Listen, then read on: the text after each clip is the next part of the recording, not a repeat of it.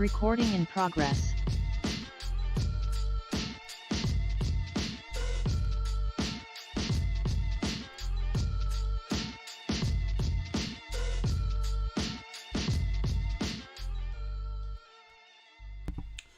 Yo, what up, folks? What's good? I'm your boy Trey, Fraser, and I got my brother Maestro Styles here with me today. Yo. What Hold up, on, what I up? can't hear you. I don't know what just happened real fast. Oh, snap. You better fix that joint. My fault. Alright.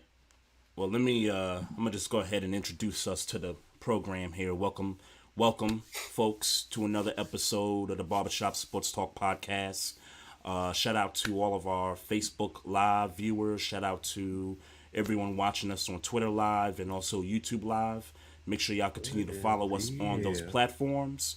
Also, you can follow us on Instagram at Barbershop Sports Talk 1. Hopefully Maestro can hear me now. It looks like he's still got some issues going on there. So we'll see what's happening. But we got a great podcast for you guys this week.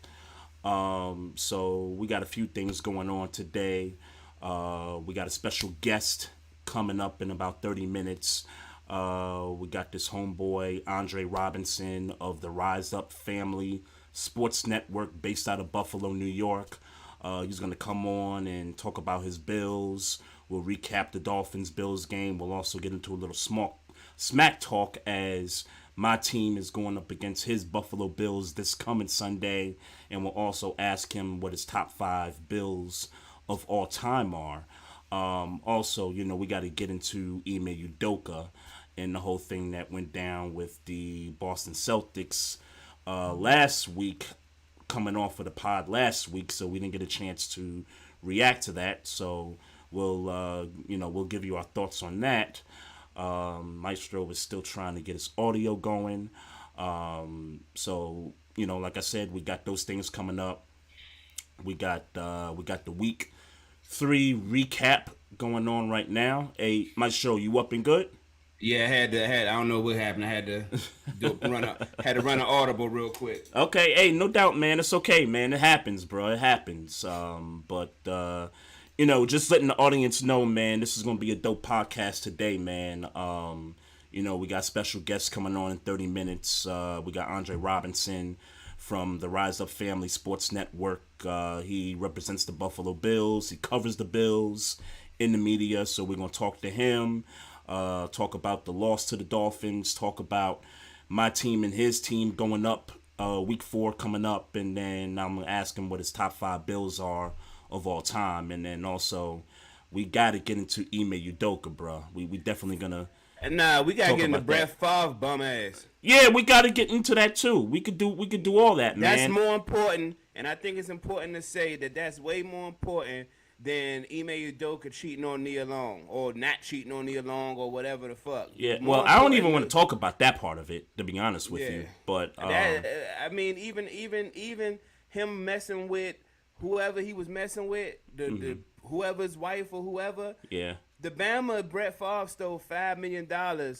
from welfare, out of the welfare budget. Look, and he man, ain't been locked up yet. Look, man, hashtag lock Brett Favre up, hashtag sell the team Sarver, hashtag sell the team Snyder, hashtag free Brittany Griner. That's the energy I'm on today, man. This nigga is crazy, son. This nigga Brett Favre is crazy, dog. Yeah. And like you said last week, though, too, man, it's not just Brett Favre. We got to get them other politicians that gave him the go to do this. Get them locked up too, man. Yeah, facts. We definitely got to, discuss all that. We probably going to remind you every 5 minutes on this platform that Brett Favre stole welfare money from the state of Mississippi. Man, that shit blows me away. That shit blows me away. Still a week later, that shit blows me away. I think what blows me away is the lack of coverage that this story is getting. And that's what I'm talking about. Yeah. Like this just and look, I don't care that Brett Favre is not in the league anymore. I don't care that it's been 12 years since he's, been in the NFL. I don't care about none of that stuff. That dude is a Hall of Famer That dude's one of the all-time great quarterbacks in the NFL. People know who Brett Favre is when you say Brett Favre's name. There's absolutely no reason why this story should be getting the little bit of coverage that it's getting. There's absolutely no reason for it when you got people with brown water in the state of Mississippi. You got people that are poor in that state, and you got a dude that wants to build a volleyball court because, he wants to take money from them just to build that. And that's just not right, bruh. It's just not right to me. It don't sit well. I don't know what's going on major platforms or even smaller platforms. ESPN, not ESPN as the the channel or the network, but the likes of Stephen A. Smith, the likes of Well, Stephen A. has talked about this, so not that I want to give him credit, but if you're asking if he talked about it, he has brought it up. I would assume you watch more First Take or more ESPN than I do. In comparison, yep. How much conversation has it got? And I can already tell you I know the answer. Oh, look. They opened last week, so I think for about 3 days last week, once the Ime stuff broke, like that's sort of been like the leading story. And look, I'm not trying to absolve Ime Udoka from anything. It's not in the regard biggest to that story.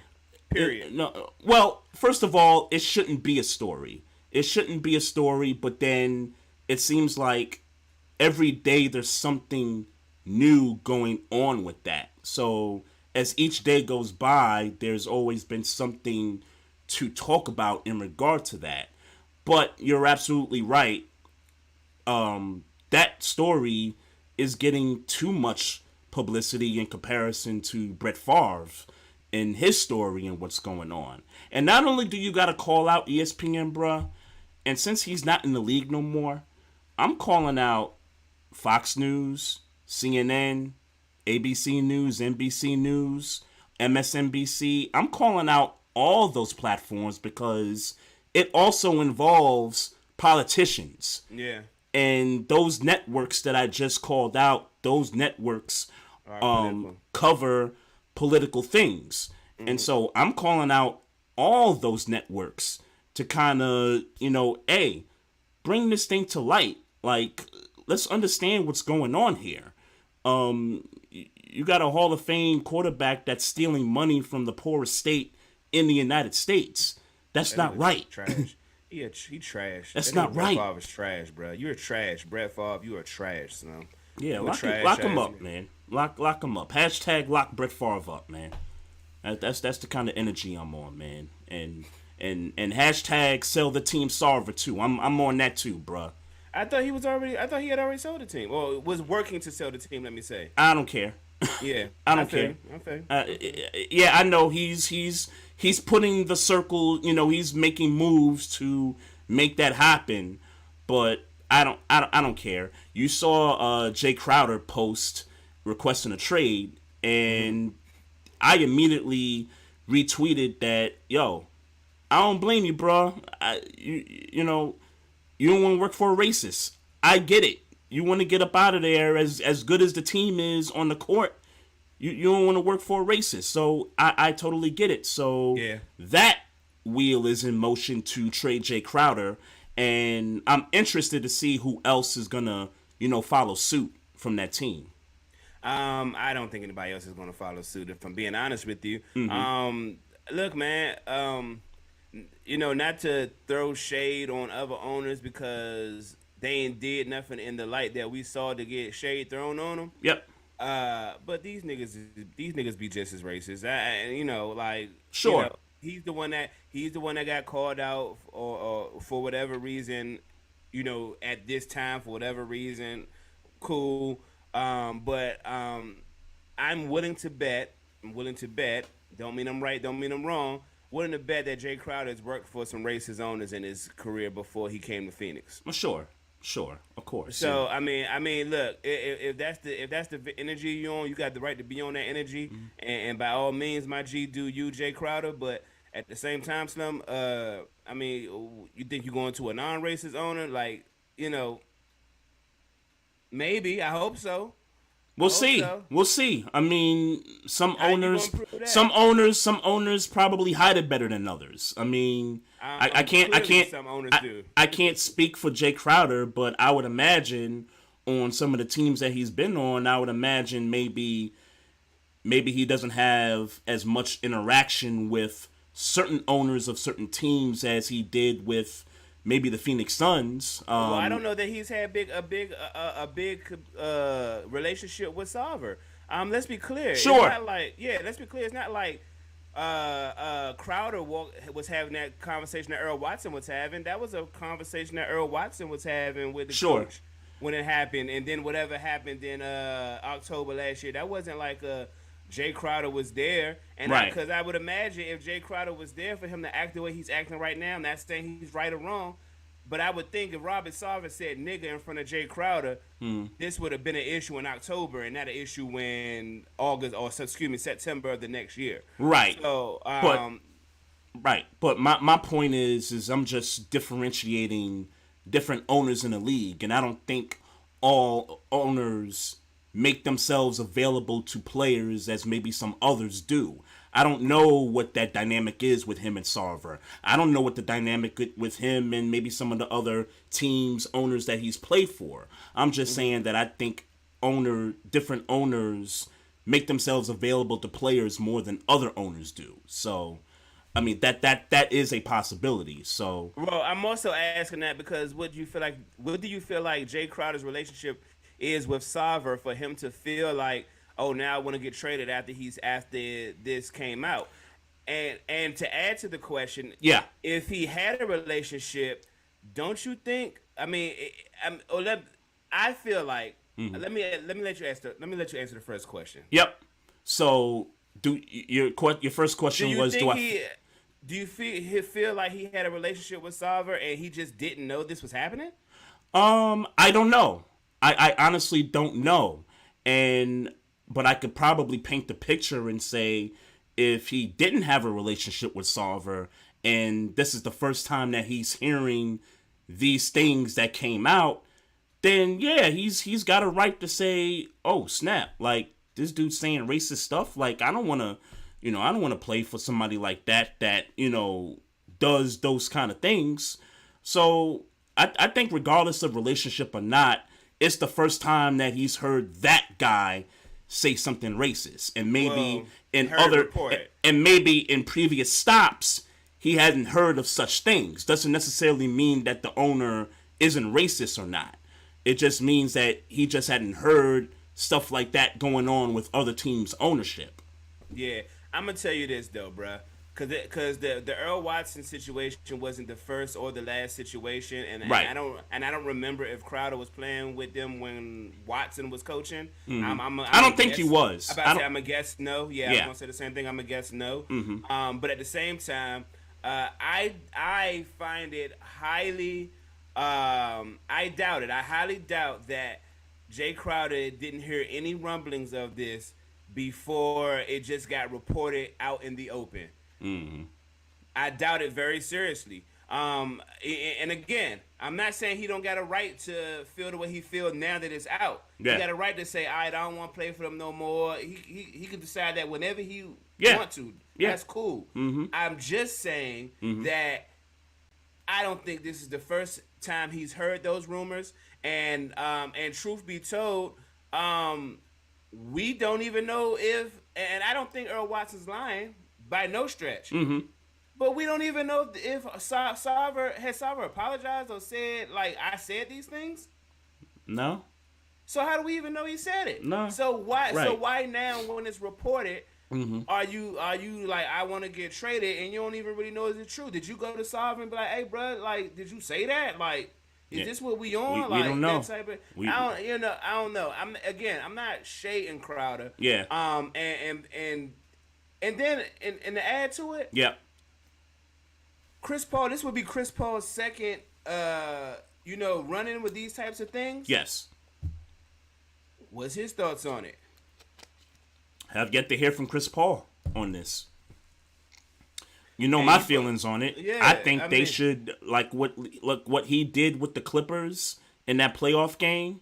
I think they should go kind of beyond that with the whole, flipping the jerseys inside yeah, out and all that stuff. I think they should boycott some games when the season start. yeah. I think they should boycott some games until a sale is imminent. That like, okay, this sale of the team is about to happen. I think yeah. they should go that route, but we'll see what happens. Yeah, I mean, I hate to be pessimist. That ain't happening. Because I don't see it. Yeah, I don't see it happening either.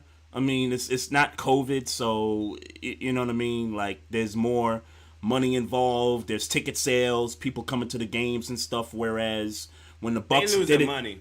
They would lose. They would yeah, lose money. of course. Now, Yeah. I'm differentiating when the Bucks did it when it was in a bubble where there weren't ticket sales. Yeah. I mean, the worst case was that there were maybe sponsors that lost money, networks that lost money. That was probably the worst case scenario where some form of entity was losing money. But Yeah. now you got that plus people that are paying to come to these games and people's, concession stands, hot dog sales, beer sales, and all that stuff. Like that comes into play now. So I'm with you. I don't think it happens, but it would be nice if it did. Yeah, cool. Yeah, I mean, cool. But then, excuse my unprofessionalism, but that shit was really itching my neck. Yeah, but but then if that still happens, then like again, it's always well, then what happens next? And I'm not saying don't protest. Right. I'm always just saying, well, then after you protest, There's like, no real change. what happens, man? I understand the importance of it. It's just, Yeah. hey, man, sell the team. I mean, it sucks that his consolation prize is going to be upwards of $1 billion. That's always the but- case. Yeah, but We got to get over that part of it because I'm the same I thing don't with know. Jerry Richardson. When they Yeah. suspected Jerry Richardson of I something, don't like it then either. I don't like it then either. Yeah, and I'm with you. I didn't like it either, but I think that's just the reality and the nature Yeah, of sure. being the owner is that Sure. you can, get out of trouble by making a profit. Like that's basically what it is, and it's unfortunate, but it is what it is, man. What do you say? Speculation or theorizing or conspiracy, not conspiracy, but theory. Yeah. So what do you say to the owner who says, "Fuck it, I ain't selling the team," because sponsors will leave and those things Yep. will happen. Mhm. They will. Yep. But the Suns are a winning team. Yeah, The Suns are a but winning team. The Sun. So let's I know sponsors have folded, but the Suns go. Let's say the Suns go.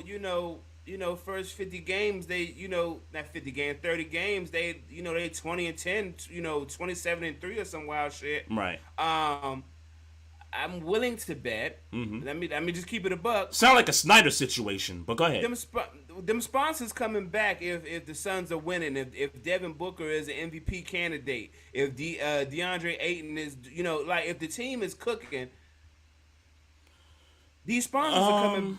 These sponsors are coming back, or they're getting new ones. That's a wild timetable right there too, because you're talking about maybe 3 or 3 4 months. Yeah, about Yes. 3 months worth of Yes. games. Yes, That's But a these niggas is that's a because- wild timetable. Yeah. Because you gotta understand. I don't say you gotta understand because I don't fully understand it either. This is just theory. Yep.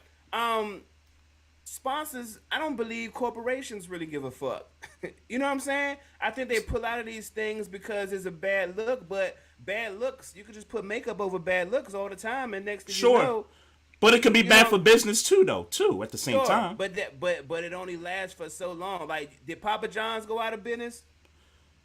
No, Papa John's still flourishing, right? they flourishing, Uh, and they sponsored by somebody else. Yeah, right. So they still flourish after everything Lord Slim did, and he was wild and Yep. talking crazy. They did the work, And now it's like that shit never happened. We don't even remember that it happened. And it's funny that we talking about that because I just was looking at a Papa John's commercial the other day, and it almost got me like, damn, that pizza look good. I'm about to go get me some Papa John's, but I forgot. That's a nasty pizza. I I'm mean, sorry, bro. I disagree. I don't think it's that. I mean, I haven't had it. I haven't had it since the whole shit happened. Yeah. But I remember. I don't remember it being disgusting. I mean, That pizza ain't all that. But go ahead. Well, none of that pizza is all that. In the grand Domino's, none of them chain pizzas, none of them chain pizzas. I like Domino's. I like Domino's. I mean, I'm a New York guy, so New York pizza is always gonna be my first love. But if it was a chain pizza for me, like the best chain, like out of Domino's, Pizza Hut, Papa John's, like Domino's for me is it. Or Sbarro. I kind of like Sbarro too, but. I wouldn't put Sbarro in. I mean, I guess they are a chain. They're a chain, yeah. Yeah, they're a chain, but yep. I wouldn't put them in Pizza Hut, Papa John, that territory. But I get you. You.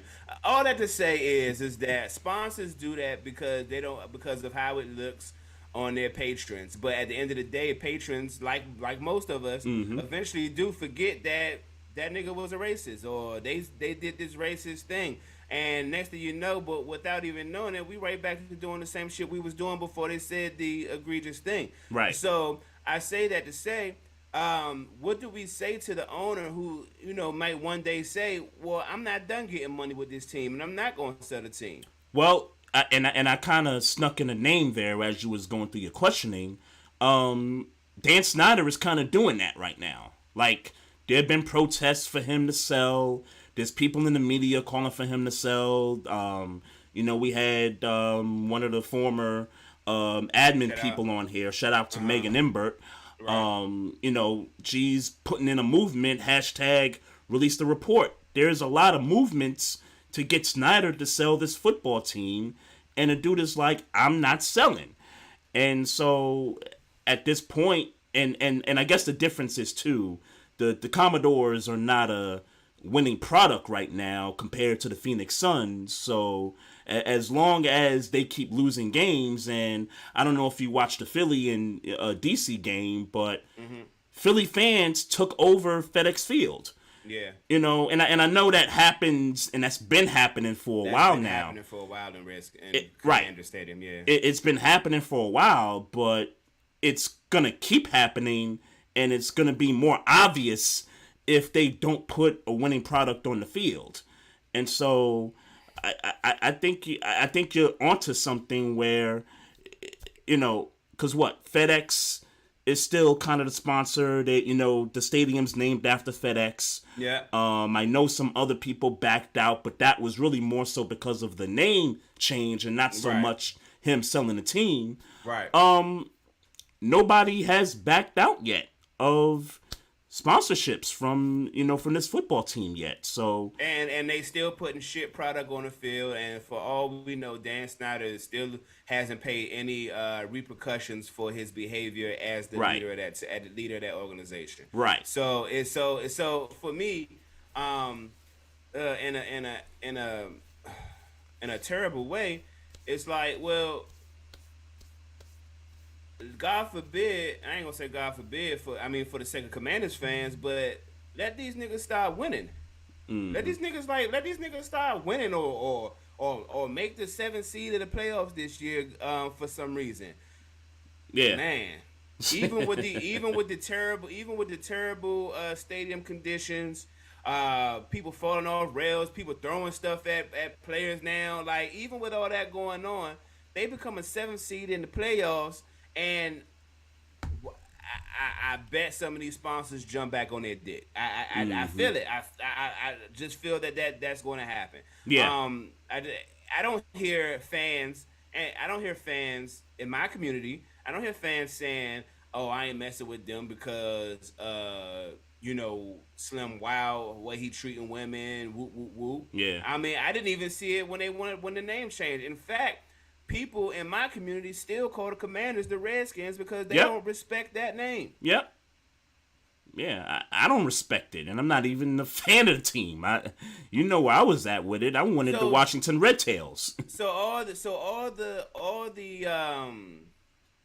what do you call it? The protest, and even though I know it wasn't necessarily a lot of people in my community, but all the protests for the name change for all these years, you get it, and I get my community ain't the only community that support that team, Yeah. but my community still call them the Redskins. My community still going to the games. My community if you watch my timeline about people, how many people are at these games. Well, are they still going to the games, or are they just 100. still fans that just watch from a distance? Because in my community, they are still going to the games. Okay, and the reason I say that is because when I watch these, Commodore games on TV, and I see the other team's fans taking over the stadium, sure. or even if it's a team like, let's say, Jacksonville. I think this is a good example because Jacksonville fans don't travel the way Eagles fans travel, right? So, looking at the game last week, that stadium wasn't full to capacity. You kind of saw some obvious spots of empty seats throughout that stadium, and it's been like that, for a couple of years now. So that's why I say, are we sure that they're still showing up to games? I'm not saying that they're not rooting for the team anymore. I'm just saying, are they still showing up for the games? That hasn't changed, but that empty seat thing hasn't changed. But it's been that way when we were all fine with them being the Redskins. Like you said, they have not been selling out for a while. Other teams, I remember the last time I went to a game when they played the Steelers, and this was, well over 10 years ago, right? Yeah, well over 10 years ago. Yeah. And, man. Bad example because, Pittsburgh, everywhere they go, it's terrible towels everywhere. I don't know if it's a bad example because like when we played Baltimore, when we went to a Baltimore-Pittsburgh game years ago. Yeah. And, yes, they were in the building, but you still knew it was a Ravens game. Yes. You know what I'm saying? You still knew it was a Ravens game. Did you feel that way when you went to FedEx Field?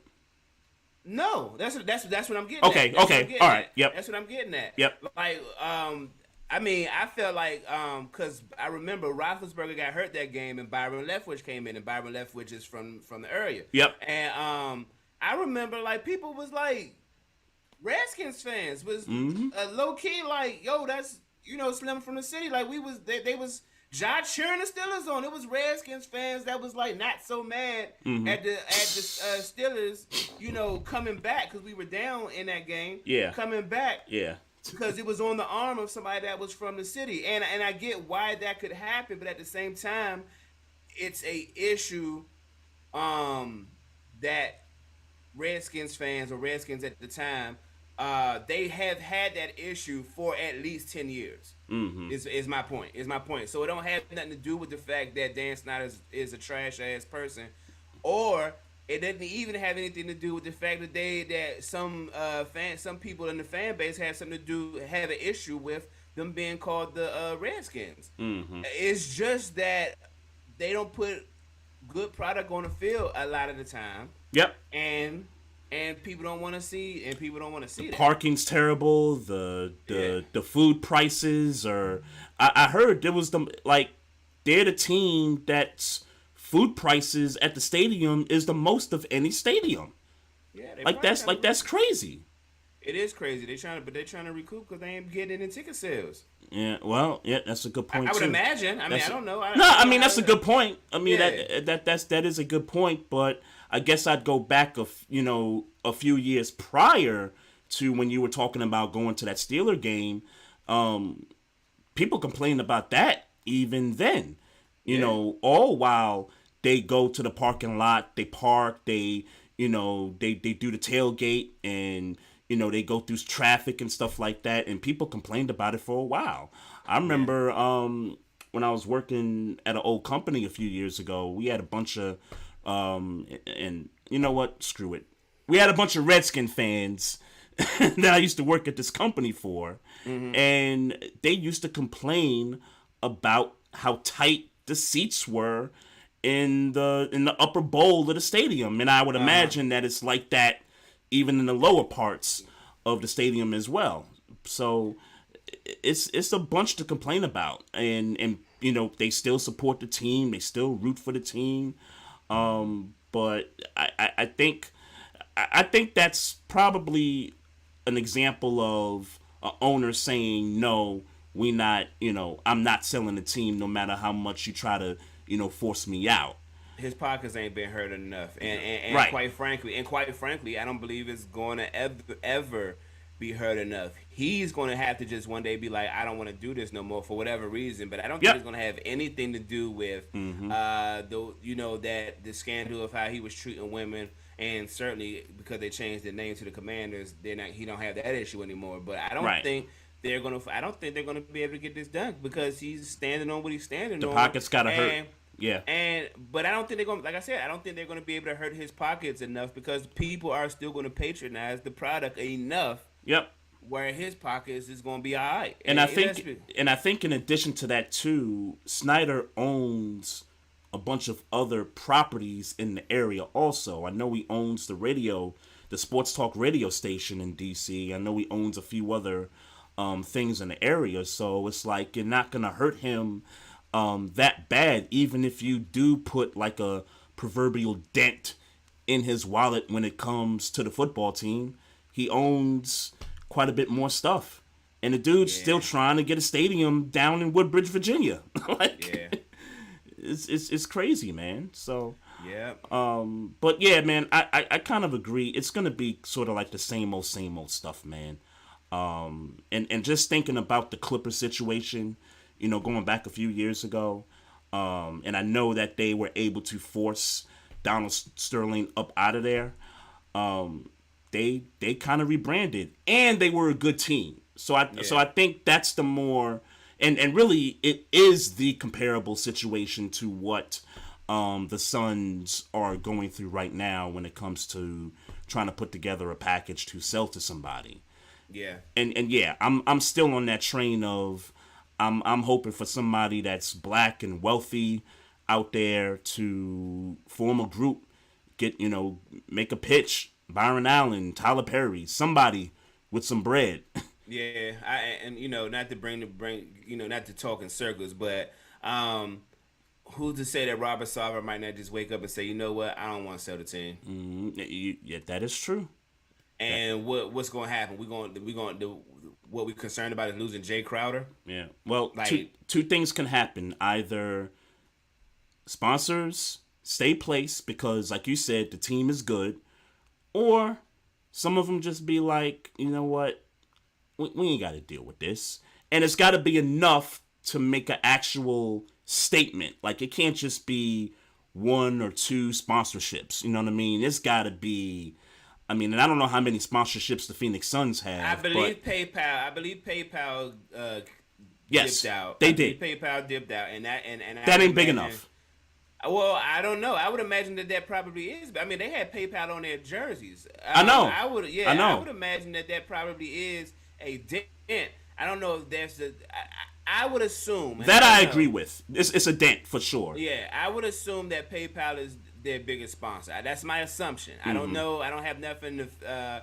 But you don't put PayPal on your jersey. I don't think if they're not, if not the biggest, number two.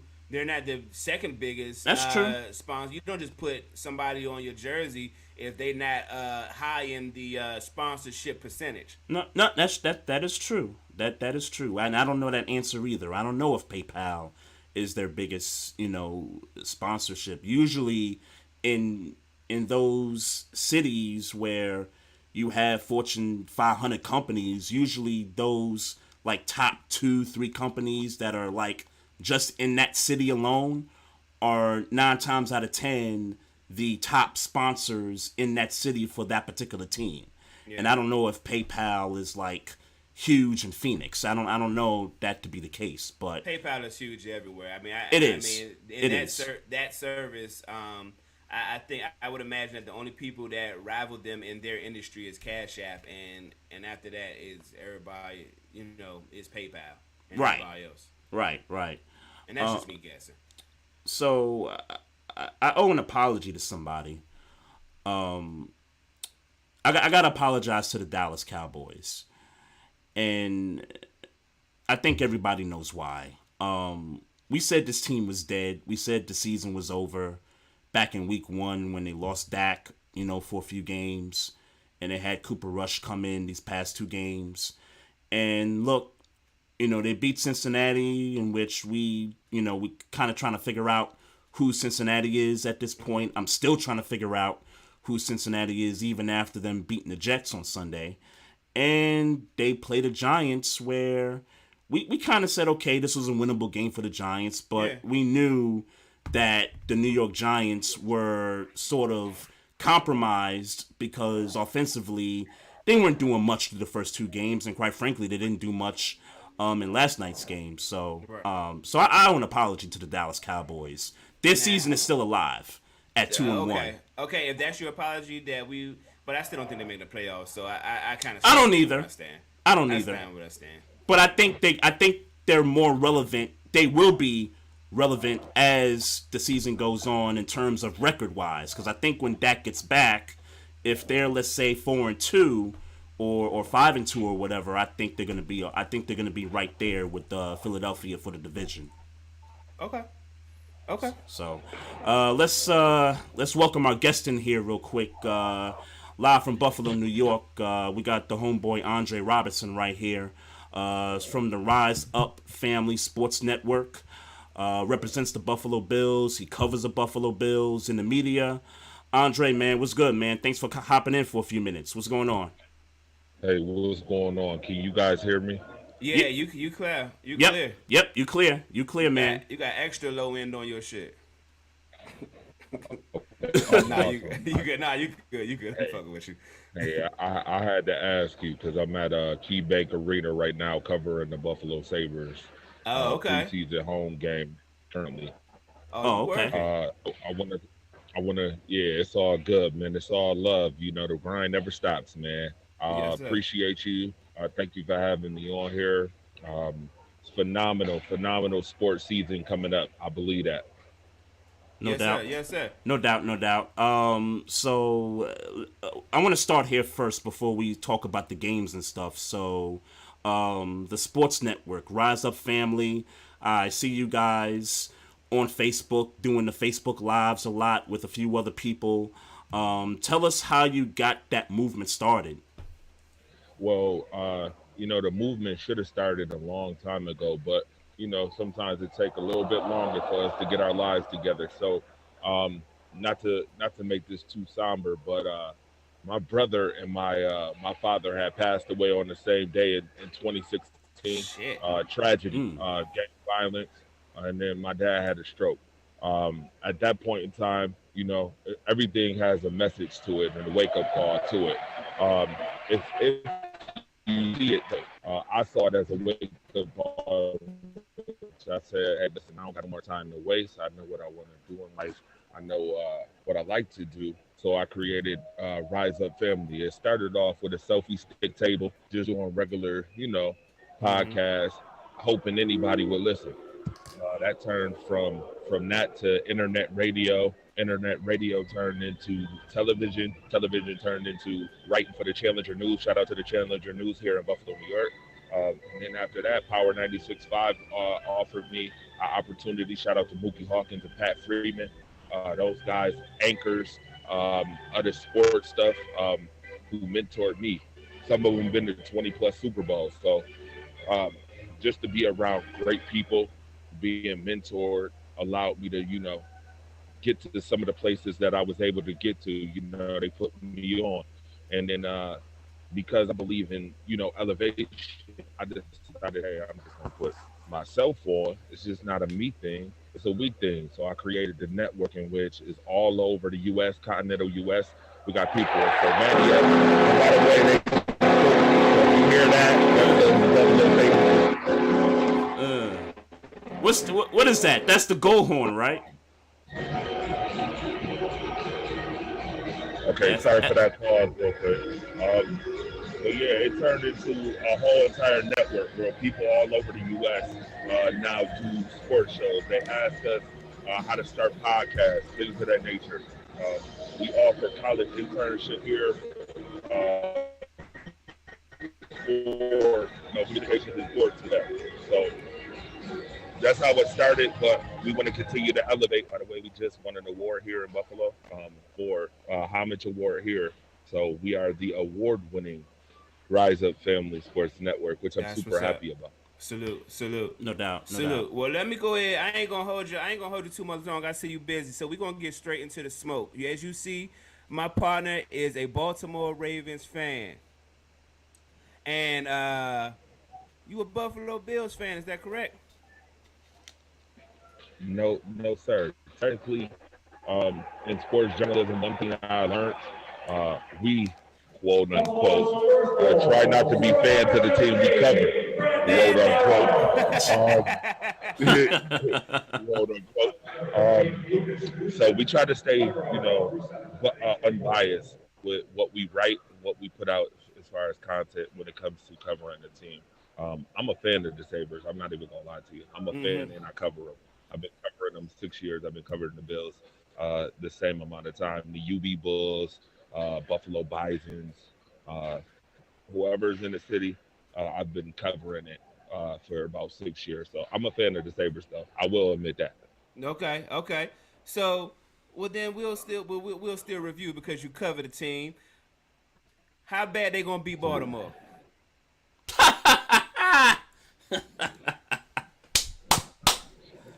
Um, That's funny. so that's hilarious. And Trey Fraser, I know you a Baltimore Ravens fanatic and super fan.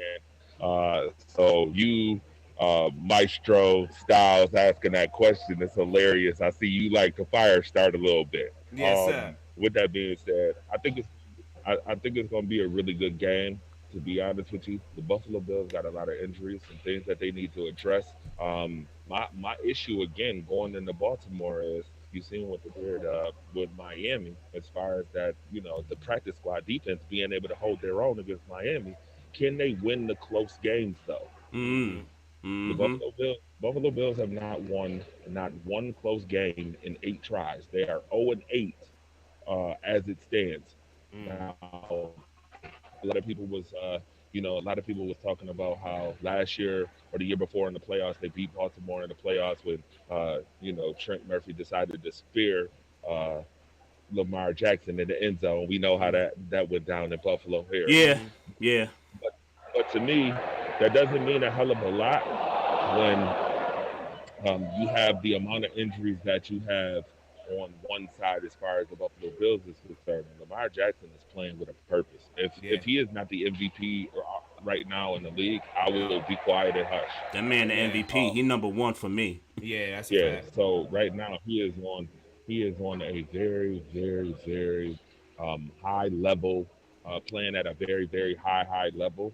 And the Buffalo Bills gonna have to be careful because Devin Duvernay and those guys are balling right now. A Mm-hmm. lot of people wondering if Lamar Jackson could throw the football. He can, folks. For those who keep asking that question, stop asking it. It's disrespectful Mm-hmm. at this point. Mark Andrews, somebody that they need to watch out for. Rashad Bateman, somebody they need to watch out for. Again, they're playing a good Baltimore team with a phenomenal coach in John Harbaugh for the most part. Did not like. I will be honest with you. Did not like that Baltimore let Miami win that game though. Was Mm-hmm. not Of okay with that. course. Of course not. But then it happened to the Bills, and then I'm like, well, maybe Miami's on to something. Mm. But uh, I do. I'm gonna be honest with you. I think this is a very close game. Whoever can make the most stops will win the game. It's gonna be a 3-point game. I don't think this is gonna be a blowout at all Okay. by no means. Okay. Yeah, and So that's the thing, and that's why I got my squad winning because, and I'm glad you brought up the whole thing where the Bills, when the game is tight, they just can't seem to pull those close games out because, I mean, you brought up the record. I mean, you're going back to last season where in their victories they was blowing teams out and stuff. So, for me, you're gonna have to stop Lamar Jackson for the Bills to really kind of win this game and kind of win going away because that's sort of been what the Bills have been doing, in the past couple of years. And I just don't see that happening. I like you. I do see a close game. I do see a 3.4 point game going here, and I just like my home team in that situation, bruh. Oh yeah, I don't blame you for liking your home team. I mean, when was the last time the Buffalo Bills went to Baltimore and won a football game? Yeah, I don't think it's ever happened, but we never had Miami beat us in Baltimore, and look what happened. So, and Well, we never won in Foxborough up until Sunday. So, things changed, man. Records, were made to be broke. So, but just not this week, bro. Just not this week. I will tell you something that looks very interesting. For the first time in a long time, the Buffalo Bills are the underdog this week. Yeah, I didn't know that, but Yes, they are.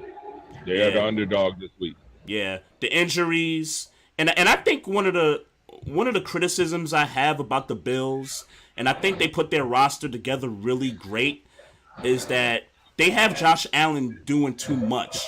Like he threw the ball 60 something times against Miami. Like you shouldn't be throwing the ball that many times in a ball game that's 17-21, or a ball game that's low scoring. So for me, they can't run the ball, and they've never been able to be the team that stays committed to running the football. I think if they had running backs that would be able to establish that and had a commitment to the run game, I think the Bills would be a whole lot more potent than what they are now. I heard you say something the other day about possibly making a trade for Kareem Hunt. I would actually like that for Buffalo if they, made that midseason trade to go get Kareem Hunt. So Trey, you are right on the money with what you said. Nothing that you said is absolutely, nothing what you said is out of the way wrong. It's absolutely correct. And anybody who don't like it, too bad. If you listening, Bills Mafia fans, what Trey said was real. First and foremost, the run game, god awful. Let's just be clear about it. Let's be honest about it. It's god awful. Devin Singletary is not a three down back. He is one of those guys who gives you the LaShawn type of running game. Zach Moss was supposed to be the power guy who's supposed to get you 3-4 yards to the red zone, punching those touchdowns. He has not proven that he can do that whatsoever. He's missed multiple holes that's been opening up, has been opened up for him by David Quisenberry, Roger Saffold, and others. He has missed those holes. Me personally, he's off the team if I'm the general manager. And the big issue with the Buffalo Bills has been those organizational moves, making organizational moves that get them over the hump, and secondly, making the right decisions during critical moments in close games. Sean McDermott has not proven that he can do that, and that's a problem. I mean, 13-3 looks good, but when you can't win the close games, what does it matter? Right. 11-6, 11-6, and 12-5 looks real good, but when you can't win close games, which like the game against Miami, that type of game comes back to you when it goes to Seaton later on in the year. When the playoff heat comes and the Buffalo Bills are number 2 or number 3, you're going to go look back at that Miami Dolphins game and say Josh Allen threw the ball 63 times, went on second, third, and fourth and goal. They Yeah. should have pounded the rock. They did not.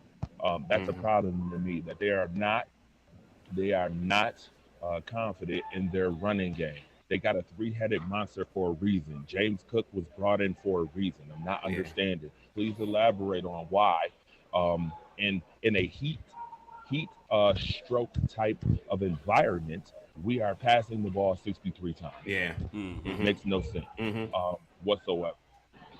So is there any In the Bills, symbolism? Is there any symbolism to that, to the last sequence of plays when he missed the throw so terrible to lose the game? Any symbolism to that, you think?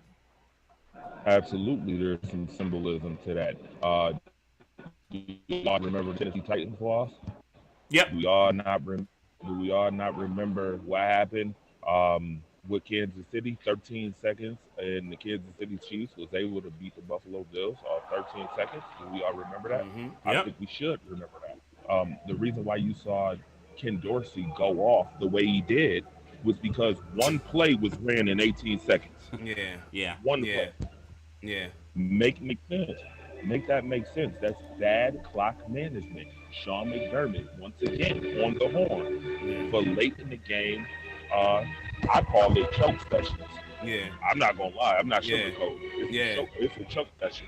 Yeah. Uh, the games last year, Jacksonville stands out, Pittsburgh stands out, Tampa Bay stands out, Tennessee stands out. Mm-hmm. Those games were choke sessions. Yeah. Late Yeah. in games, choke sessions. You cannot choke in pivotal moments and expect to be Super Bowl champs. You guys Mm-hmm. right now are the Super Bowl contending favorites.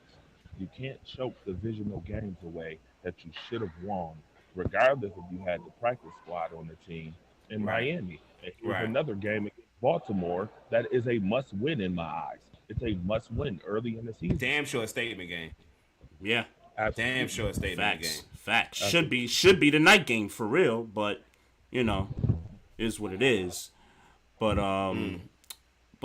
yeah, I want to kind of get you out of here on this note here, man. And again, thanks for Yeah, coming on appreciate with you, us. for You know, sure. while you on the clock and you're doing your thing at the Buffalo Sabres game and all that. Let me know who your top 5 Buffalo Bills all time are. Okay, so my answer to that question is real simple. I don't have a top five Buffalo Bills of all time. But I will say this. I do have a top five when it comes to journalism. You know what my top five is when it comes to journalism? Okay. Shoot. Anybody who's doing something positive with their time and trying to elevate on this type of platform. So Trey, you, Maestro Styles, big ups to you guys. Respect. I want you to keep doing what you're doing, and anything that I can do, regardless if I'm on the clock or not, that that you provides that type of positivity, I'm always open for doing, no matter what. Yeah.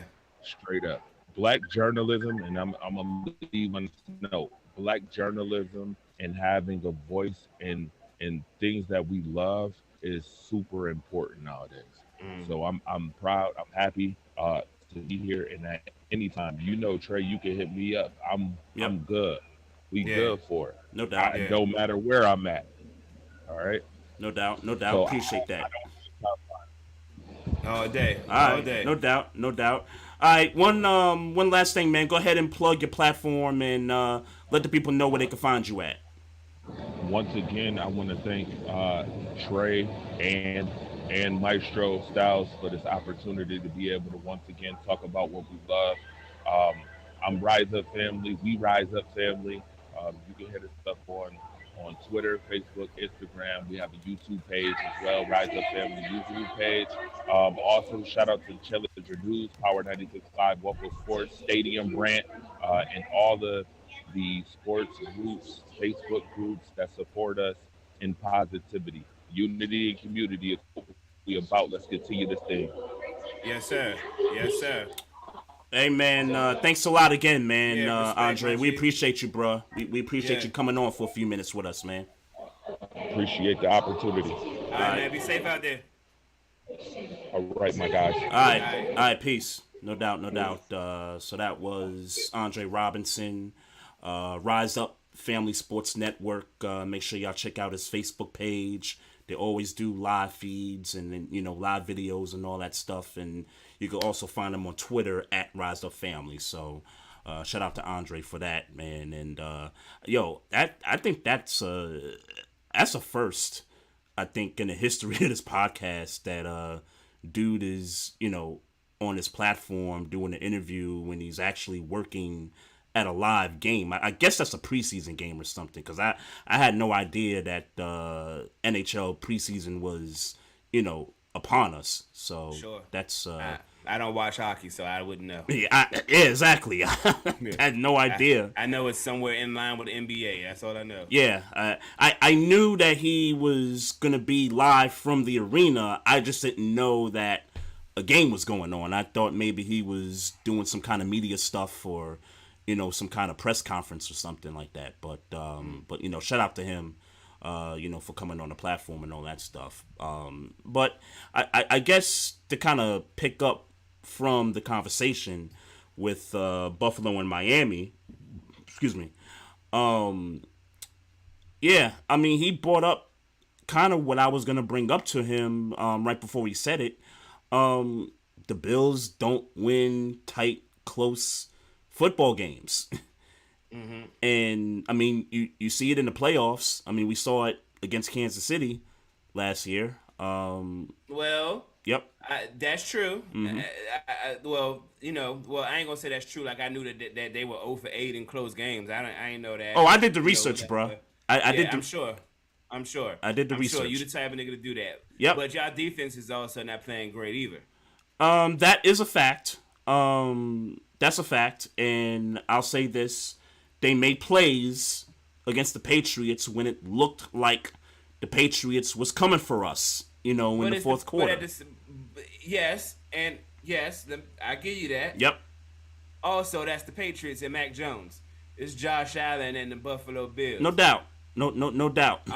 No doubt about it. So while I said how bad, and obviously, well, not obviously, but I was joking. I got Buffalo winning, but I don't got them blowing Baltimore out. I just don't.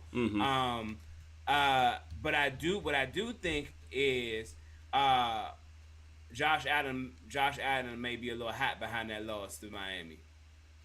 Yeah, I've heard that narrative. I've heard more so that the team is hot, and no pun intended, because they played in some heat down in Miami on Sunday, and because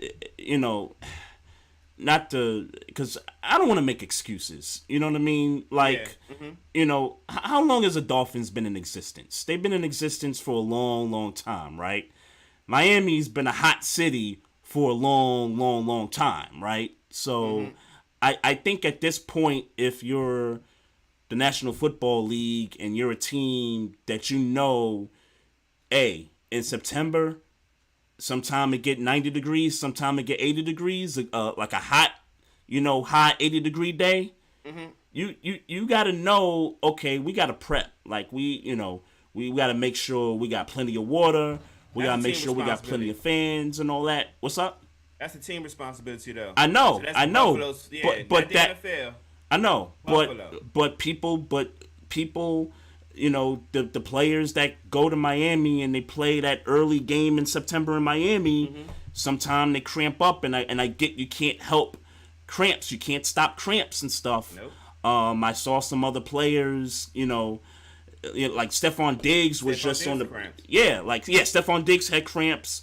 Somebody else looked like they was dehydrated or something. Like you could look at the team and tell like they like damn, like we not ready for this. And I get it, they're not built for it. They're they play in a city that gets about 10 degrees come November. Like I get it. I get it, but I don't want to use that as an excuse for why the Buffalo Bills lost. And it's not an excuse, and quite frankly, but I'm not gonna act like it's not an advantage. Miami knows that they have an advantage. Yep. In September games for teams who are not used to playing in that kind of heat. Yep. It's the same thing that happens when you play northern teams in December. Yeah. If you are a team that's not used to it getting that cold, when it's time to go play in December, New England has an advantage. Buffalo has an advantage. Green Bay has an advantage. Yeah. Green Bay has an advantage. So so I'm not going to sit there and try to shit on Miami for taking advantage of their advantages. Yep. Because the up north teams do the same exact thing. So that's just what it is. And on the flip side of that, I think the teams that aren't built for that cold weather, they make preparations so that they can be as equipped to deal with it as much as possible, and vice versa. Buffalo, they try to make themselves prepared for the heat as much as they possibly can. But still, there's no. Buffalo still has the advantage over Miami in December. Just like Miami, sure. No matter how Buffalo prepares, and not even saying that Miami's going to win every game because of the advantage. Right. But Miami is always going to have an advantage over Buffalo in September. Yep. That's just the way it's going to be.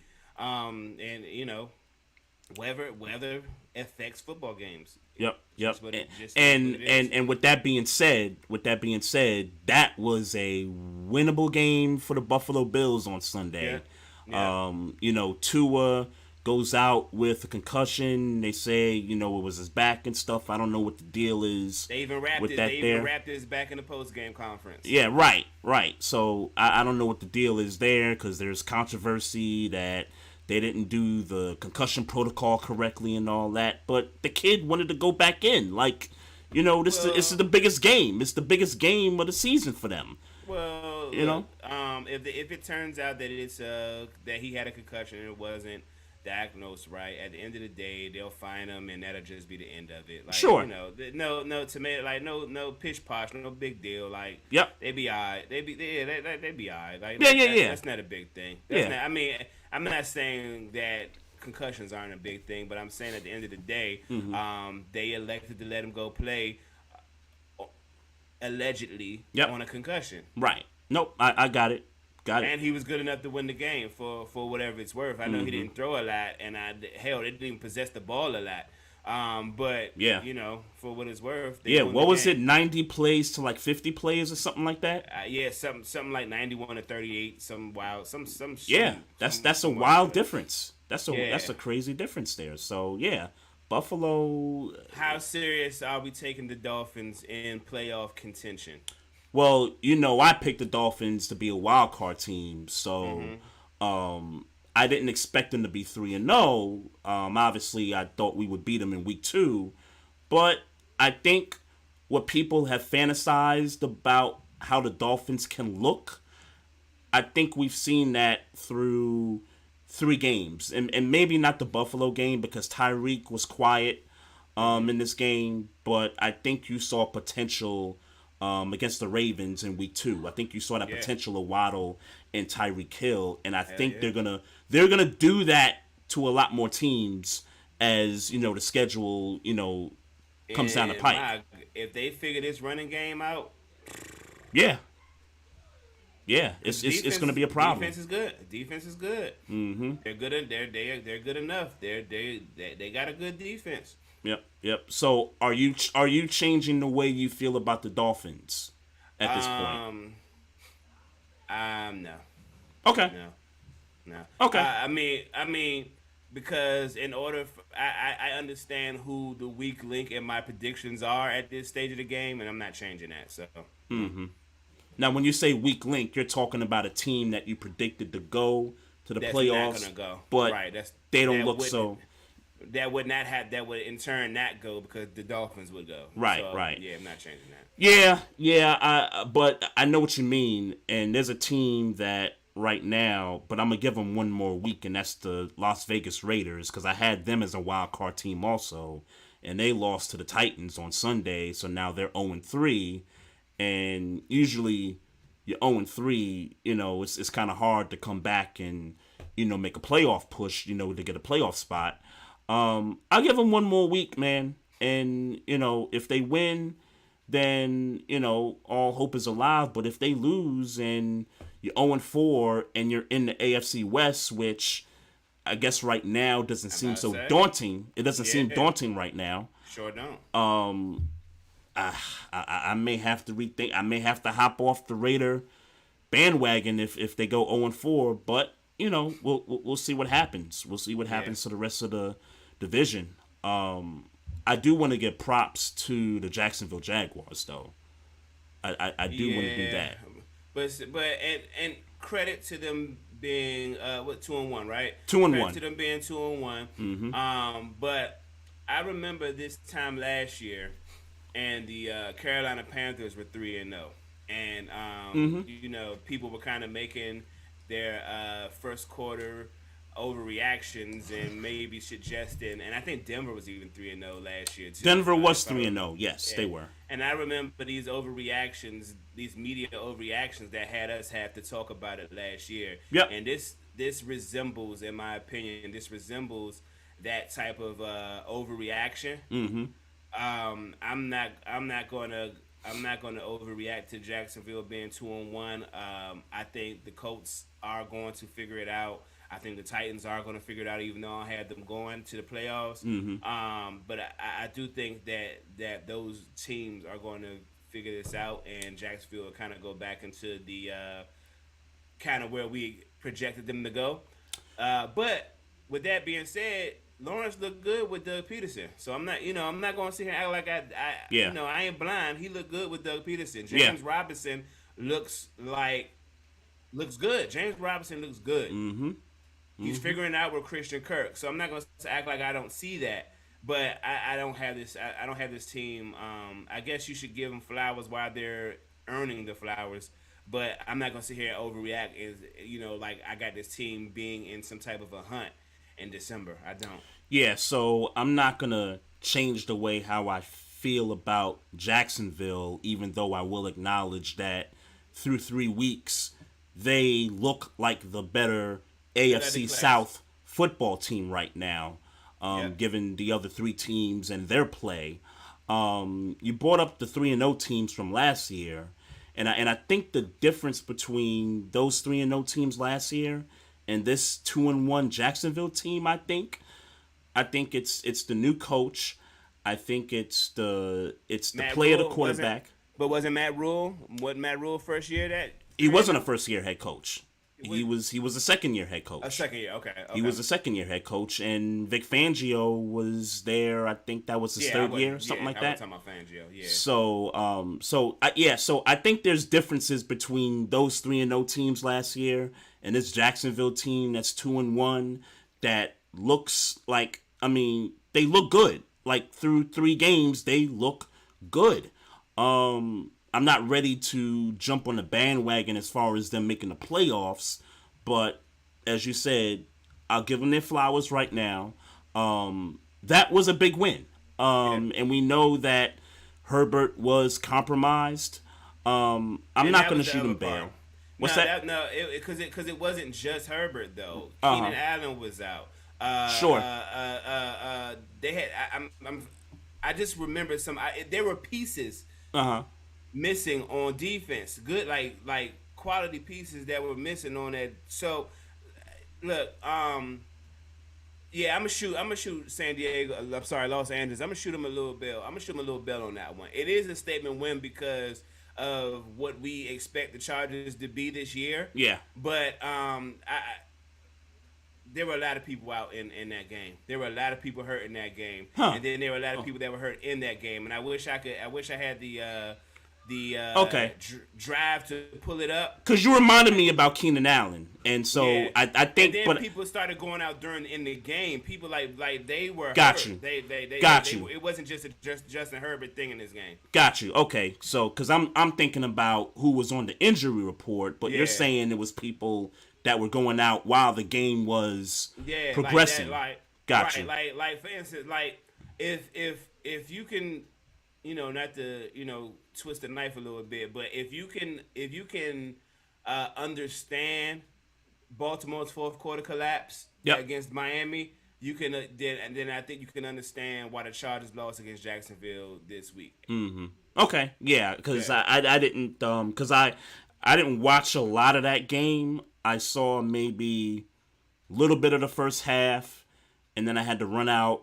And so when I got back and I saw the score was 38-10, I was like, "Oh snap!" Like, Jacksonville really put it to these dudes. And then, like I said, I knew the quarterback was compromised. I knew Keenan Allen was not going to play.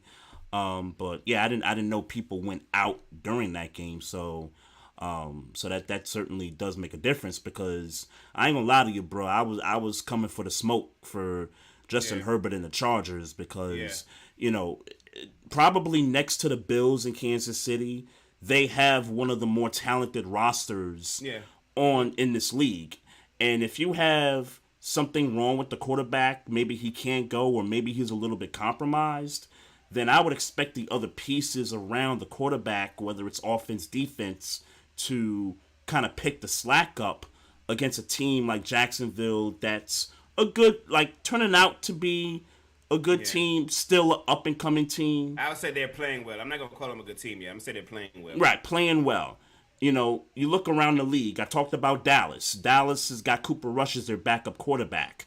they're winning these games with them, and albeit the competition's not as stiff, but the defense for Dallas is stepping up in these moments when when they need to, and so if you're the Chargers and you run into something like this again, and God forbid no more players get hurt during the game, but I think the Chargers are built to where the quarterback goes down, they got enough around to get some W's in my book anyway. Okay.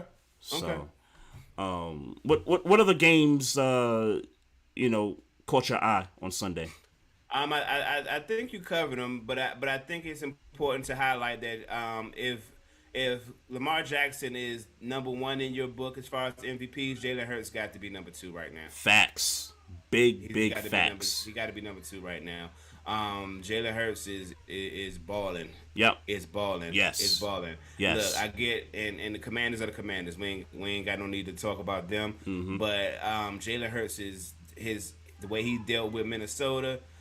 He's balling right now. Yeah, and he made quick work of Washington and he made quick work and that defense. Yeah, and that defense, got after it. So he made. But the fact that they're beating good teams in like Minnesota, but then making quick work of the teams that they should be making quick work of, and at the production that Jalen Hurts is producing at, he's definitely got to be looked at as number two in the MVP race if we're doing that this early. It's Lamar Jackson and then it's Jalen Hurts number two for sure. Yeah, no question about it. And just so I can give Lamar his flowers for the performance on Sunday against New England, 5 touchdowns. 1 running, 4 throwing. The defense stepping up in the fourth quarter. Marlon Humphrey is healthy now. Marcus Peters played in the fourth quarter next to Marlon Humphrey. We made some plays defensively, and I get it, it's Mac Jones.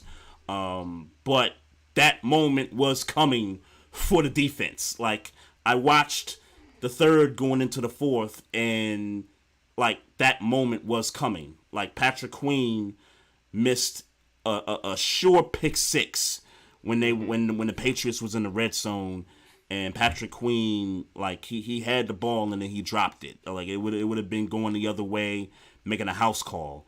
And then right after that, they scored a touchdown, and then they cut that deficit to 5 points, and then you're like, oh snap, like we about to go through this thing again. And then the defense shows up with some plays, and Lamar closes it with the touchdown. So, so we get out of there. That's the first win in the history of the Ravens at that stadium. So, that's dope. But we got bigger fish to fry. Week 4, man, in the Buffalo Bills. So. So I guess I wouldn't be a fan if I don't talk about Pittsburgh getting their boots smoked. And I get it was a close game, but we got our boots smoked. And it was, and the score doesn't indicate that it was a close game because they got I a agree. Score. But it was a closer game than the score showed. In short, look, man, the defense is on the field too much, and that's Matt Canada's fault. Period. I know last week I was kind of talking about where I stand, like would I fire Canada first or would I bench Trubisky first? Yeah. I think I'm at the stage of I would fire Matt Canada now. I think that's where I stand now. Okay. So are you? So, because I feel like if I had to choose, and by the way, I'm just saying if I had to choose. Sure. What I feel like right now is that we need is 3 games. Mitch Trubisky, I know on the stat sheet it didn't show that he played a better game, but they moved him around in the pocket. He got throws made. Yep. Deontay Johnson dropped some key I saw that. passes. Nick Chubb is Nick Chubb, but the idea that Njoku got off the way he did, and the idea that Amari Cooper and that's not shade to Amari Cooper because Amari Cooper is a good receiver. Yep. But the first 2 touchdowns, they just lined up. They just put Terrell Edmond and made him play off of Njoku and Amari Cooper both times. Yep. And it was an easy toss and catch. It was just um it wasn't schemed well, or maybe the offense was schemed, was just schemed that well. Right. But whatever it was, that shit irritated the shit out of me. Secondary didn't have a great game. Didn't have a great game Thursday, and then we were on the field too long.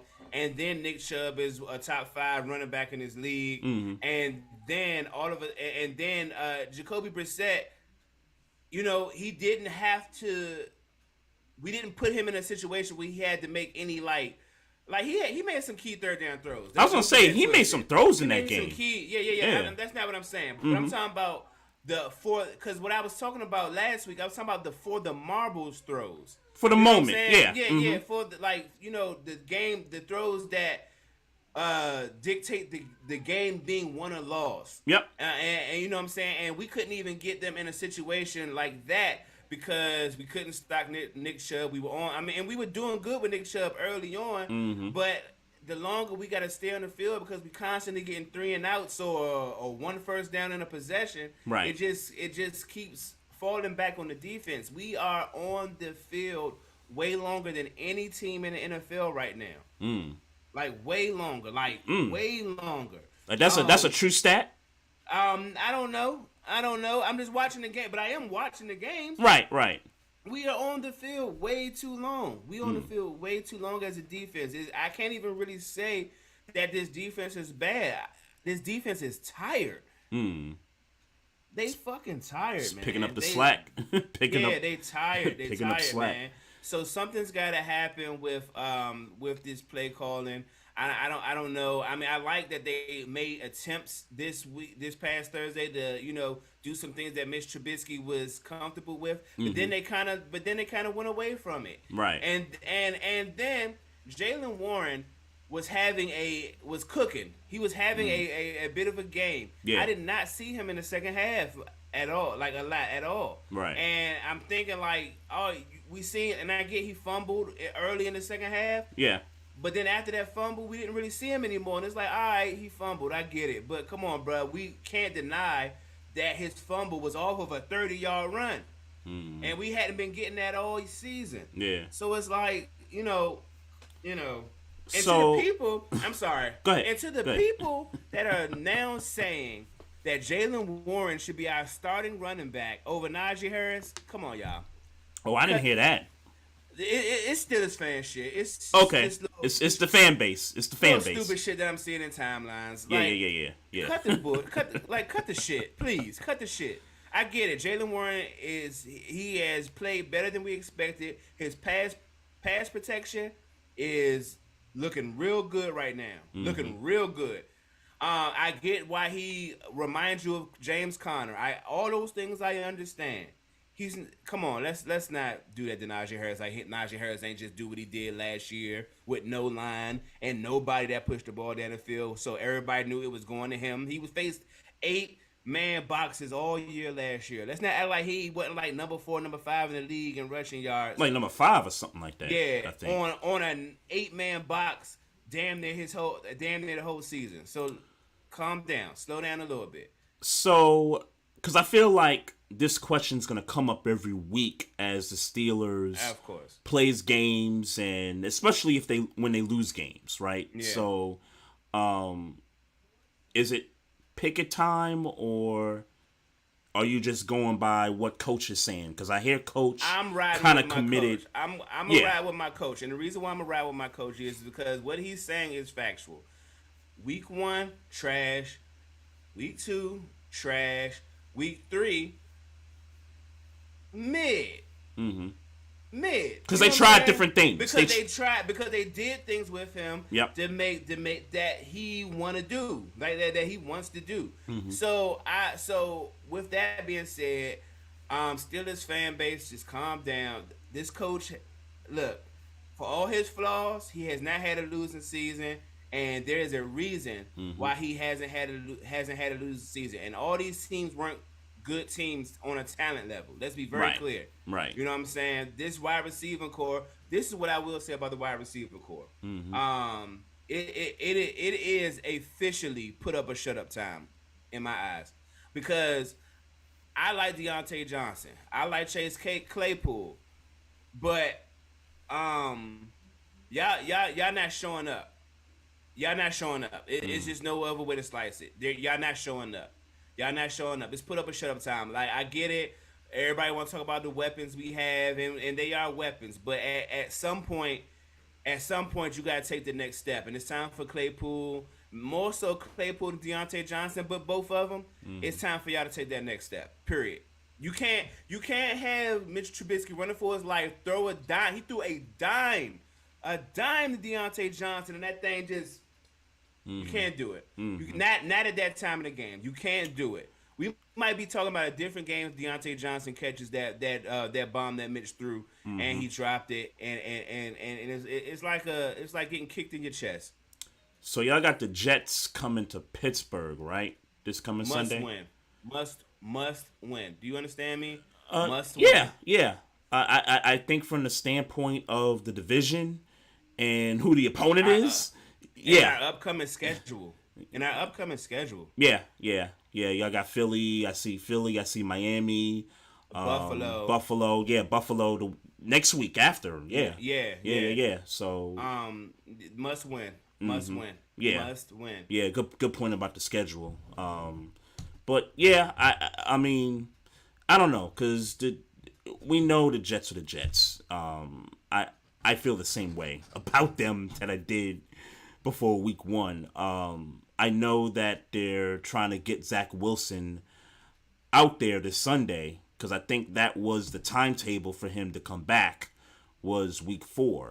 Nah, keep him on the bench one more week, because Pittsburgh, we need this win. And I know Joe Flacco didn't play a great game. Played a terrible game. Yeah. They say anytime he get hit, he just lose the ball. So I'm gonna need him. I'm gonna need him to play Sunday. Played a terrible game on Sunday.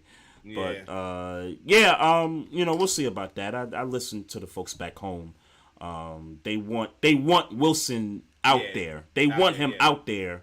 But as they should, by the way. Yep. Even if Flacco was playing decent, we know Joe Flacco was the answer. Right. So you need to get your guy out there. Yeah. You got to know if Wilson's the dude. I mean, you drafted him to be the dude, and now it's just time to. I don't know how fast he's healed from the preseason injury, but they got to get the kid out there. Yeah. I don't know what the coach is. I don't know what the play is. You know what I mean? Unless he ain't ready. I mean, he must. I would assume he's not ready. That's what I would assume. All right. I guess for your sake, you hope he's not.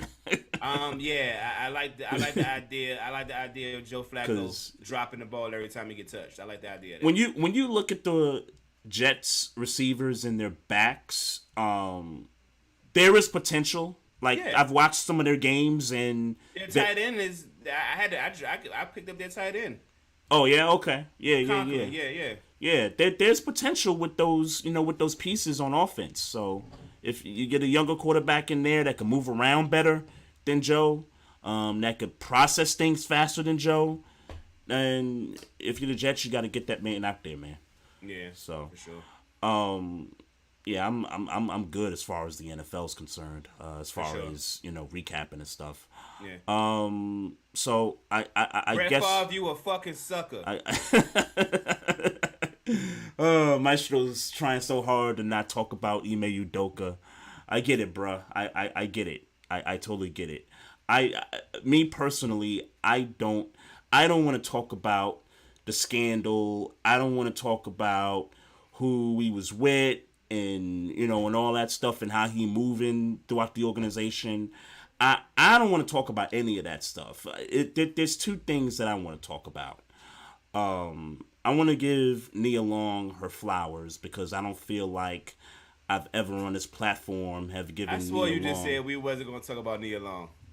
No. I said I don't want to talk about Ime Udoka and how he's been moving in the organization and stuff. I don't want to talk about that.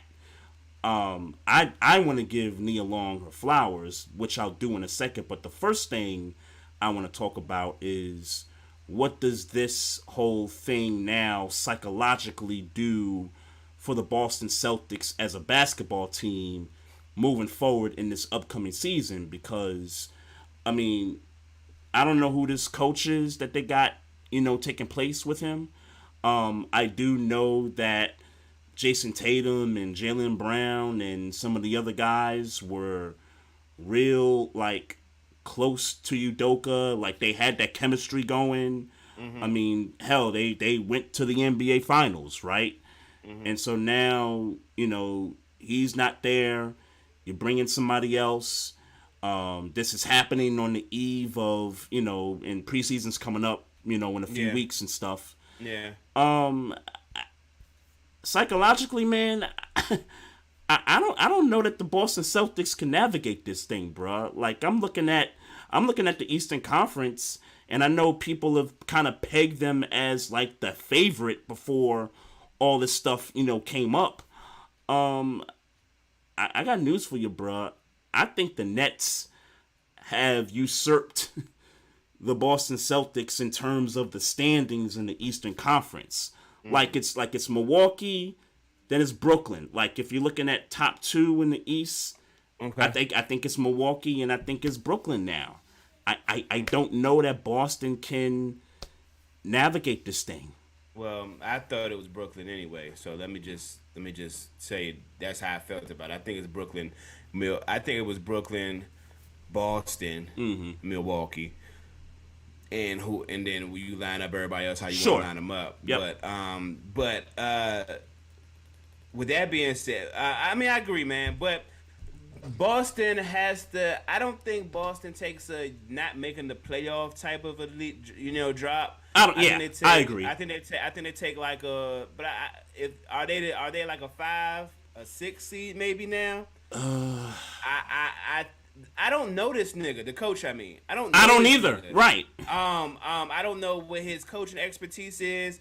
I don't know. I mean, I would imagine that he has some type of a relationship with the players. I would imagine that some of Ime Udoka's teachings have rubbed off on this guy, whoever the hell is. Do you even know what his name is? I've heard his name a few times, but I'm just not gonna remember it. So we're just gonna call him that guy, whoever he is. For all intents and purposes, whether I like Boston or not, Boston has always been a franchise that know what they're doing, know how to handle themselves in the midst of whatever's going on outside.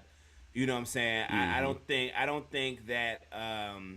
I don't think so much that psychologically. I mean, I think they'll be affected psychologically, but I don't think it'll be nothing what we're talking about. They are a bad team. Like they in the play-in or something like that. Yeah, right. No, I think they'll still be one of the top 6. And whatever, and then once you're there, you got a shot. Yeah. With that being said, obviously you're gonna miss. Ime Udoka is a good coach. That's just what it is. There's no other way. There's no other way to slice it. Right. He's a good coach who has a relationship with his players, and that thing gelled within the course of that season last year. So with all that, that's just what that is. I think they'll be, but with that being said, I don't think his absence is going to be something that takes them out of the playoff realm. I just don't think they'll be a top 3 team. They'll be fine though. Yeah, I think like you, I think they take a step back. I don't think it's that drastic that they take the step back unless one of the 2 stars requests a trade or something crazy like that. I will say this though, Trey. What up? I don't know that Ime Udoka's job is safe. I think this goes beyond a suspension. Oh, look, I think, and you're about to force me to kind of talk about the suspension, whatever. But when that news first came out about the 1-year suspension, my initial reaction was, well, why don't you just fire him? Yeah. You know what I mean? Because you're letting 1 year go by, and then he's coming back, and now you're gonna have media ask questions about, like what was really going on and stuff, and now you're causing more of a distraction a year later after, they done got through all that. For me, it's, look, just fire him. You know, I'm gonna just tell you what and we don't have to go too deep into what happened and what allegedly happened, but I'm gonna say this. I think the Boston Celtics are intentionally attempting to drive his stock down. They're gonna fire him, and with the intent that nobody's gonna really want to put their hands on him after they fire him and after he hasn't coached for a year. yeah, Because if the reports are, if there is any semblance of truth to the fact that Ime Udoka was hitting somebody's wife that was in the organization, I would think that they gonna gang up on the 1 year black dude. yeah. And that's just what I think. And that's just what I think. I think that he hit somebody. He hit the wrong staffer. Because that's we gotta go into it. Workplace relationships happen all the time, whether it's whether it's acceptable, whether you got your bylines that go against it or you don't. It happens all the time, and it's a slippery slope that people don't want to get into unless it affects the team. They could have very well kept this quiet, and nobody had to know shit about it. Like Stephen A was saying, nobody had to know shit about it. But I think that the Boston Celtics put this out to defame Ime Udoka's name. Then they suspended him. They're gonna play all these games, and now Matt Barnes on Instagram talking about it's deeper than just him sleeping with some random staffer. It's deeper than that, and the sexual harassment has now been thrown around in this story. So and all because what your girl chose? Because your wife chose. It was no air quotes. It was a consensual relationship. Your wife chose to be fucking on Ime Udoka. You salty, and now you try and ruin that man's career. I'm not. That's what I think. Period. Okay. That's what I think. Okay. That's what I think. Okay. Yeah. I mean, That's what I think. Look, I've had a bunch of conspiracy theories going through my head. Just as the information on a daily basis kept changing, because like you said, it went from he violated the policy, it was a consensual relationship, and at that point I was like, well, you could have just kept this in house. Like, this didn't have to be a story in the media. You know what I mean? You could have just dealt with it under wraps. My other thought about it is 1 year suspension for something like that. Like, that's an excessive relationship. That's an excessive punishment for that, right? And then the next day, now they're talking about there was a investigation going on. Like, this was happening since the month of July. So you're talking 3 months ago. It's a wife to one of the upper, I guess, management people. Matt Barnes was defending Udoka, and then he had to wipe out his video on Twitter and do a new joint saying, I know some information and I can't defend that. So the information has just been changing like daily and stuff. And so, for me, and if we want to get into conspiracy theories, would it shock me if the Boston Celtics upper management was jealous of Ime Udoka because in his first year he took that team to the finals in that city, and he hitting all y'all wives? Yeah, consensually. Could it be that you guys are jealous of a black man that took this team to the finals? Yeah, it's possible. It's highly possible. I do think a lot of things can be true at the same time also. Sure. You know what I mean? Sure. But, I mean, every time... And by the way, go ahead. If it comes out... I'm sorry. If it comes back that he a nasty nigga, I will gladly recant everything I just said. Gladly. And I'd bash him if it came out and I believed that he was a nasty nigga. I'd gladly walk all this back like I never said it. But right now, as it stands, I think once I heard that he hit or allegedly hit a person in a high place wife, I said, oh, these niggas hating. These niggas hating because the girl is choosing. And you don't got no, like, bro, why you gonna mess up good business because of that? I get it happens all the time. I'm just saying. It does. And we could bring up examples. Eric Spoelstra dated a cheerleader on the Miami Heat, and I think they got. I don't want to throw out false stuff, but I think they got married at some point. But this was years ago. Yeah, But and that's not even deep because the cheerleader wasn't dating somebody's, Right. married to somebody's somebody in a higher position. At Right. the same time, and then Trey. I'm sorry. There you go, doing it again. There you go, doing it again. Because, bruh, I really try to stay away from it because I know one is messy and two because it's just not the bigger story. It's not the more important story. Let me say it is the bigger story. It's not the more important story. How? I lost my thought. How? Bro, I'm gonna need you. So What's up? What up? What up? I'm trying to remember what my point was. Okay. Ime Udoka, and so I'm gonna bring this point up while you're thinking about that. Okay. So so when I brought up the information about the investigation, and now it's sort of turned into this sexual assault kind of a thing. So, and I think I think the most current piece of information we got on this story, and it turns out that maybe it wasn't consensual at that point. I don't know, what way to, feel about that, but there's just too many layers to this thing where, everybody's kind of walking back their original, feelings about it. You know what I mean? Like, we just talked about Matt Barnes wiping out his video and stuff, and so it's just new information. You got Stephen A and Malika Andrews going at it on First Take. I would love to know who told Matt Barnes what, because now I'm feeling like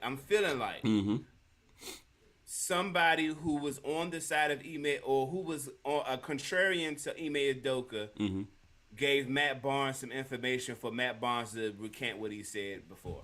That's a good point. I mean, how these guys, these former players, they know people. That's one thing with with these kinds of relationships, is that you're a former player, you work in media, but you got sources within organizations that maybe can spin their narrative. Yeah, right. They can spin the narrative. Depending on who the source is, they could talk to an assistant. They could talk to the janitor and get information, and they could, spin it, a certain way to make it look bad.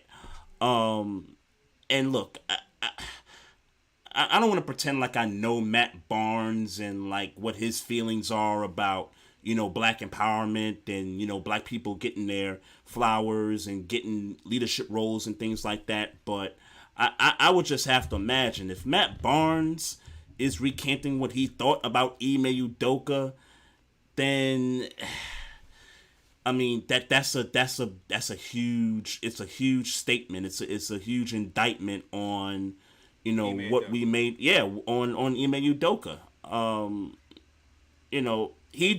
I think he deserves punishment, but this story doesn't have to be big than what it is. It doesn't. I'm gonna keep it a bug straight. I don't know that he even deserves punishment. Well, if it's a policy, again, they said it was a policy, a conduct policy of some kind that you can't date. Do you think do you think that's just the Boston Celtics policy? I think it's just a Boston Celtics policy.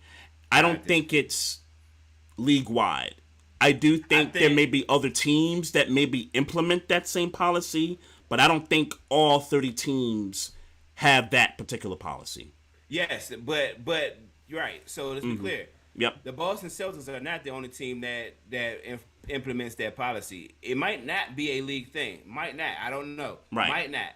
But I am damn sure that out of 30 other or 29 other teams, the Boston Celtics are not the only team that implements that policy. And to go further, what you're hearing around sports circles is this is such common practice. I mean, hell, Jeannie Buss and Phil Jackson. I Mm-hmm. mean, this is such common practice. Like, she hired the nigga that she was Yeah. fucking. Yeah.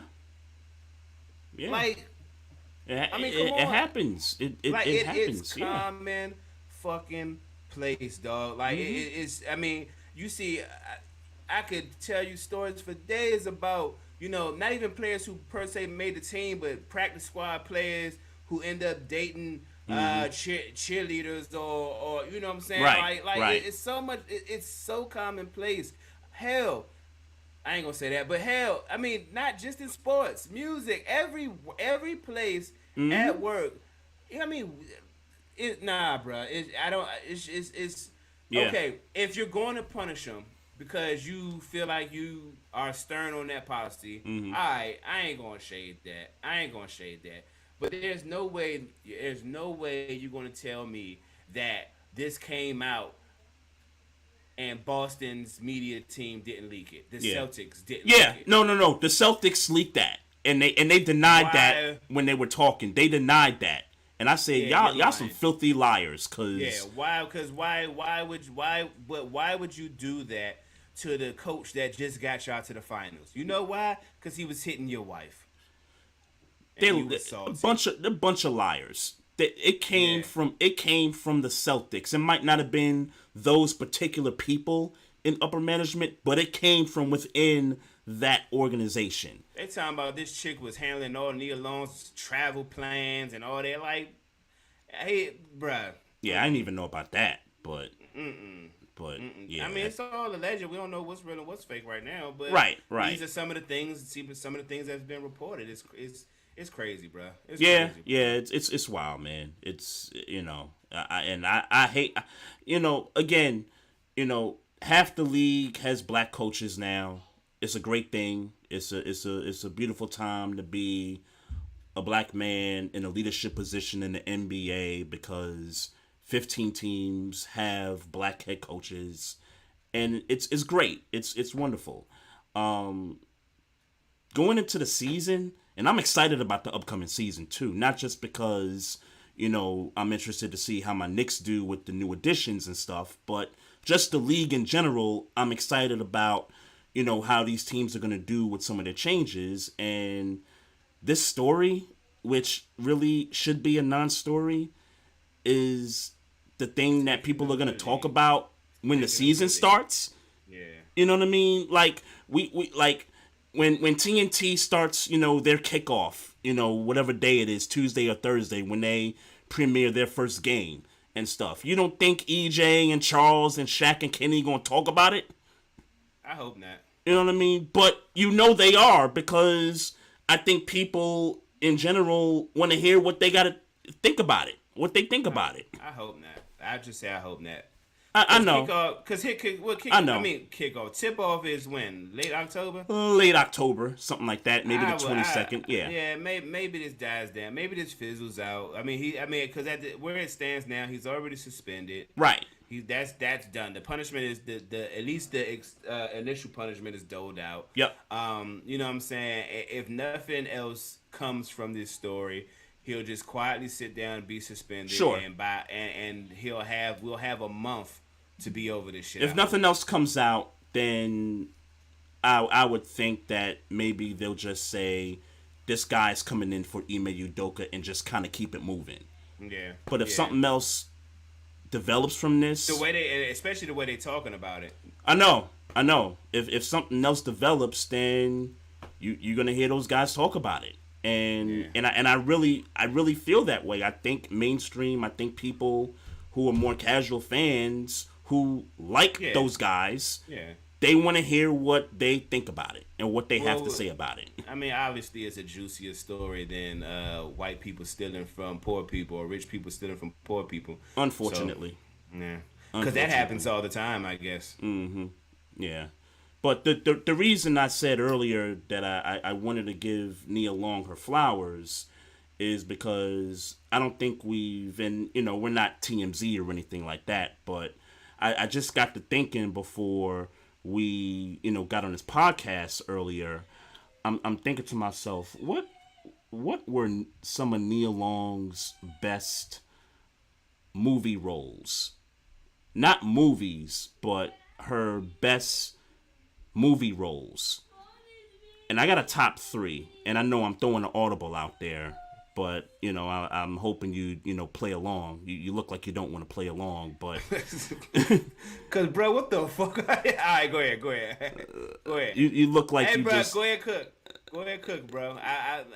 I'm sorry, I didn't mean to show that on my face. No, it's cool. I'm just saying you don't look like you want to dive into this. I don't want to talk about Nia Long at all because, and I tell you why. Okay. For a few reasons. Okay. Not a few reasons. For 2 reasons. Okay. One Mm-hmm. is I would imagine that this is a troubling and sensitive time for her. Of course. She released a statement basically saying, that I need to be private, but I'm glad people are supporting me. But this is the vanilla statement. Right. Tough time.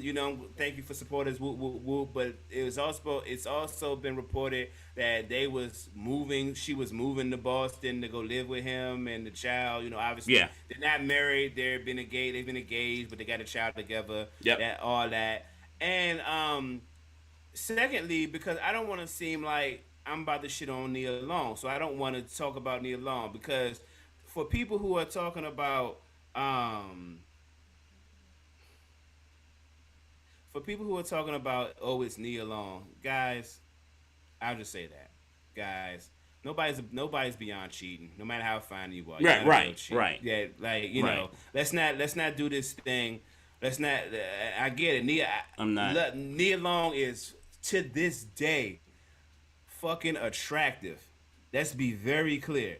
And I don't know her personally, but from what I watch, she seems like she's a nice person, and all those things. I'm sure she's a prize to have for any man that she would allow to have her. And I don't mean in possession, but like anybody who would be able to date Nia Long, I'm sure it would be a great experience for that person. But stop with the I can't believe he would cheat on her. Yeah, I saw a lot of that, and it's like, this ain't the moment. Yeah. Well, more importantly, whether it's the moment or not, everybody, ain't nobody above that. Yeah, nobody's above that. This ain't this ain't the moment for that. And yes, because she's a celebrity, of course her name is going to be talked about in this situation. Legend. Let's be very clear. In the field of film and acting and an actress, let's be clear. Nia Long is on that list of great black women actresses. She's in the Sanaa Lathan, the Regina King, the Regina Hall. Like she's in that clique. I wish we had a name for that group of women in the 90s who was just killing shit, looking good, being sexy black women actresses. They could act. They wasn't like just fluff actresses. They was all doing their thing. Like she's in that role of women that came around in the 90s, and she's a legend in her in that she's a legend.